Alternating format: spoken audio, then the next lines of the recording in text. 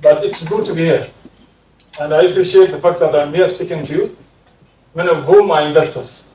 It's a privilege to be an investor. It's a privilege to have the needful money for you to not only benefit as an individual, but equally to the benefit of the rest. As a public figure, we always encourage investments, because those investments do not only help the investor, they equally help the public as well, because jobs are created, and once a job is created, even if it's one, that means a household gets its daily bread somewhere. I'm impressed by the numbers given to me here at Tatu City. By the way, smart city is the way to go these days. Many countries are going by that, in that direction. We have one big one coming up in Saudi Arabia. That much you know. Here in the region, we have Concert Technopolis in the country, but that's specific to technology matters in Kenya.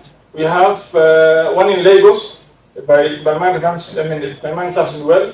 We have one nearby here in Rwanda. I may not know the name, but they're all smart cities coming up. Here, the numbers given to me are quite impressive. I'm given that 6,000 residents already live in Tatu City. 6,000 of them, and the capacity is 250,000 of them. That's quite a big city there. 25,000 jobs are already given out, and 25,000 people are already working in Tatu City. The capacity is definitely much higher than that. But the fact that there are 25,000 jobs, a public figure, the major thing is to create opportunities for the public. We do that in many ways. We invest public money so that we create opportunities. But more importantly, because public money is always limited, we encourage the private sector to come in. And I understand that 70% of the Kenyan FDI, foreign direct investment for 2025, has already gone to Tatu City. 70% is a massive figure. Anyone can corroborate that information given to me. And to the Somali community who are here, Eastleigh is one of the cities in Kenya. But as Senator Kero has said, that is an investment much saturated. We need to move away, not necessarily moving away, but we need to explore other opportunities like Tatu City. And we appreciate the fact that the largest Somali real estate investment in East Africa will happen in Tatu City to the tune of 60 billion shillings. If that was a number, the official number, I think I read in the press, if that is right, 60 billion shillings. 65 billion shillings. What we saw and what I thought about, earlier is not the same. Many of us think of Tatu is in Kiambu. Kiambu iko wakora mingi, and why would anybody want to go there?